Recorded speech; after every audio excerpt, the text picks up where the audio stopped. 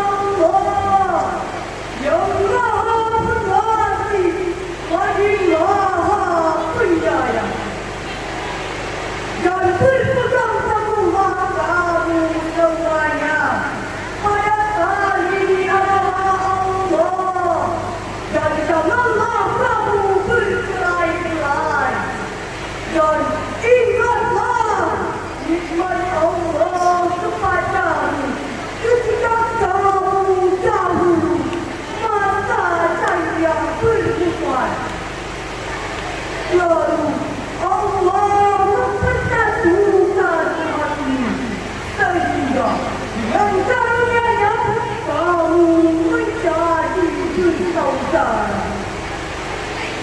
Sedangkan ketika itu kamu berada di tepi jurang neraka. Lalu Allah menyelamatkan kamu dari sana. Demikianlah Allah menjelaskan ayat-ayatnya kepadamu agar kamu mendapat petunjuk. Hari sebangsa dan setanah air yang kami banggakan. Menurut para ulama tafsir, kata ia pasti hadir dalam bentuk perintah yang menunjukkan bahawa menjaga persatuan dan keutuhan sebuah negara itu adalah suatu kewajiban, bukan sekadar azan semata. Ibnu Nu'aim dalam hadis riwayat Muslim mengatakan ada dua golongan manusia. Jika mereka baik, maka baik seluruh bangsa, dan jika ia rusak, maka rusak seluruh bangsa. Mereka adalah para ulama dan ulama. Hadis ini memberikan satu peringatan bagi umat Islam bahawa suatu negeri akan baik di mana ada jalannya para ulama dan kehadiran para ulama. Namun sebaliknya, kerusakan negeri ini tergantung pada sinergi keduanya. Jika relasi keduanya tidak beriringan, saling bertentangan, saling bermusuhan, saling menjatuhkan, maka gangguan di negeri berbuah ini akan terjadi di mana-mana. Oleh sebab itu, para ulama zaman dahulu sangat dekat dengan penguasa. Bahkan antara ulama dan ulama sudah memiliki bersinergi simbiosis mutualisme. Hal ini terlihat dari sejarah negara. Salah satu antara Bung Karno dan Kiai Haji Hasyim Asy'ari. Kiai Haji Hasyim Asy'ari adalah ulama ulung yang pernah Indonesia punya. Sementara Bung Karno sebagai pemimpin negara, keduanya hidup dalam situasi yang sama. Saat Indonesia sedang terjajah, keduanya bersinergi dalam mengusir penjajah saat itu. Sebagai pemimpin umat, Kiai Haji Hasyim Asy'ari menanamkan pada para santri untuk berkomitmen di Indonesia. Komitmen di Indonesia telah disebarkan para ulama saat itu, sehingga melahirkan gerakan perlawanan terhadap penjajah yang puncaknya luar biasa Rusia yang dikeluarkan pada 22 Oktober 1945. Sementara Bung Karno sebagai pemimpin negara tak alergi terhadap ulama, menguraikan sosok Bung Karno, menguraikan pemikiran Bung Karno tentang keselamatan di Indonesia dalam bingkai ayat-ayat Al-Quran. Buku ini menetik bahawa Bung Karno anti agama. Dari sini kita sudah dapat ketahui bahawa antara ulama dan ulama sudah memiliki hubungan energi dalam membangun dan menjaga kehidupan bangsa. Sinergi tercapai karena memiliki cita-cita yang sama, yakni membangun Indonesia sama, bebas dari penjara, dan juga kesejahteraan bangsa. Itu tidak bergantung pada pemimpin, tetapi bagaimana masyarakatnya menghadapi pemimpin tersebut sebagaimana yang diperintahkan Allah Subhanahu wa Ta'ala dalam Al-Quran surah An-Nisa ayat 59 sebagai Ya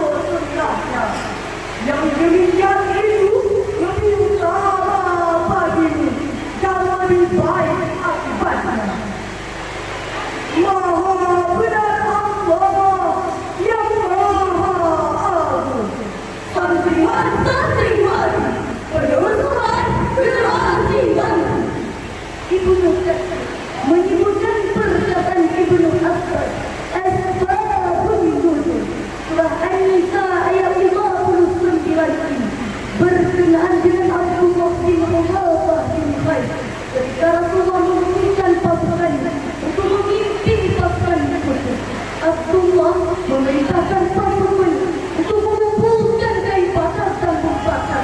Ketika api sudah menyala, dia menyuruh pasukan untuk memasuki api tersebut. Namun, salah seorang menjawab, jangan keluar dari api tersebut. Hanyalah Rasulullah Sallallahu Alaihi Wasallam. Jangan tergesa-gesa sebelum menemui Rasulullah. Dan jika Rasulullah memerintahkan kalian untuk memasuki api tersebut, maka masukilah. Nah, mereka menceritakan hal tersebut kepada Rasulullah. Kemudian Rasulullah menegaskan bahawa ketaatan hanya dalam kebaikan. Dari tafsiran ini, kita mendapatkan dua poin penting. Yang pertama, ketaatan kepada Allah itu mutlak. Karena ayat ini memerintahkan kepada orang-orang yang beriman untuk mentaati Allah dan Rasulnya. Ketaatan mutlak artinya di sini adalah ketaatan kepada Allah yang biasa ditawar-menawar.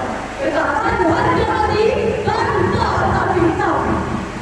Dan poin yang kedua, perintah kepada orang-orang beriman dari kulit asli Muhammad. Yang menarik dari poin yang kedua adalah kata asio yang tidak bisa diulang pada kata sebelum kedepan. Sebagaimana yang diperintahkan taat kepada Allah dan Rasulnya. Maknanya taat kepada pemerintahan selama tidak bertentangan dengan perintah Allah dan Rasulnya. Hadirin yang berbahagia, sahabat syahir Quran yang kami cintai. Kesimpulan dari jalan kami adalah persatuan dan kembali sebuah negara itu tergantung pada pemimpinnya. Jika pemimpinnya adil, maka sejahteralah negaranya. Dan lebih sejahtera lagi jika ada kerjasama antara ulama dan pemimpin kita. Sebagaimana suatu kutipan dalam Mutiara. The cross is right, the resistance. When they unite, freedom is born. Al-ulama al-mangkahuluan, wal-husam yangkahuluan, bantarinya wal-dalai. Ulama memberikan cahaya, pemimpin memberikan kekuatan.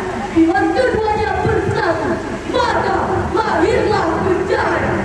Dan kita sebagai masyarakat sekaligus hamba Allah yang beriman, hendaklah mematuhi perintah yang diperintahkan oleh pemimpin kita. Tapi satu yang kita garis bawahi selama peraturan tersebut tidak bertentangan dengan perintah Allah dan Rasulnya, maka kita harus mematuhinya.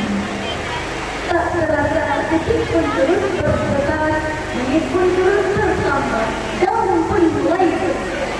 Dan kami pun akan bergeser biarkan saudara-saudara sekalian. Mana ada